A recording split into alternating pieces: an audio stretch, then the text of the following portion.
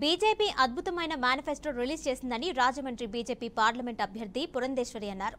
సుమారు 1 కోటి మంది అభిప్రాయాలు తెలుసుకొని మేనిఫెస్టో సిద్ధం చేసినట్టు తెలిపారు. మహిళలు, యువత, సీనియర్ సిటిజన్లు, రైతుల్ని ప్రామాణికంగా తీసుకున్నట్టు తెలిపారు.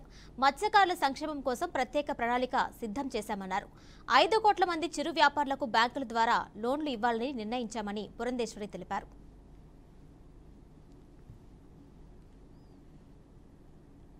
రాష్ట్రంలో కూడా కూటమిగా ఏర్పడిన తర్వాత ఉమ్మడి మేనిఫెస్టో అని చెప్పి భావించిన భారతీయ జనతా పార్టీ కేంద్రం నుండి వచ్చేటువంటి మేనిఫెస్టో ఏదైతే ఉంటుందో దాన్ని తీసుకుని ప్రజల ముందుకు వెళ్ళాలి అని చెప్పి నిర్ణయించడం జరిగింది. ఆ సందర్భంలోనే మనందరికీ తెలుసు, అక్కడ ఒక కమిటీ వేశారు. ఆ కమిటీ వేసిన తర్వాత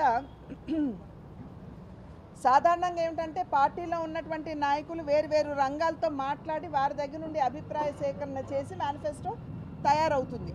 కానీ ఈసారి భారతీయ జనతా పార్టీ నిర్ణయించింది ఏమిటంటే ప్రజల వద్దకు వెళ్ళాలి, ప్రజల సూచనలు తీసుకోవాలి, ఆ మేరకు మన మేనిఫెస్టో ఒక ప్రజామోదమైనటువంటి మేనిఫెస్టోని తీసుకురావాలి అని చెప్పి నిర్ణయించడం జరిగింది. ఈ యొక్క మేనిఫెస్టోకి సంకల్ప్ పత్ర అని వారి పేరు పెట్టారు.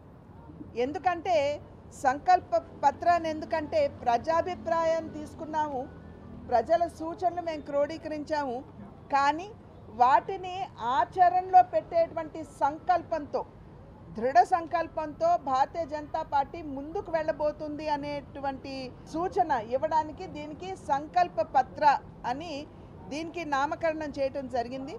మేము ప్రజలకి ఈ మేనిఫెస్టోలో చేసినటువంటి వాగ్దానాలని మేము నిజం చేస్తాము అని చెప్పి మీ మాధ్యమంగా ప్రజలందరికీ కూడా మేము తెలియజేస్తున్నాం.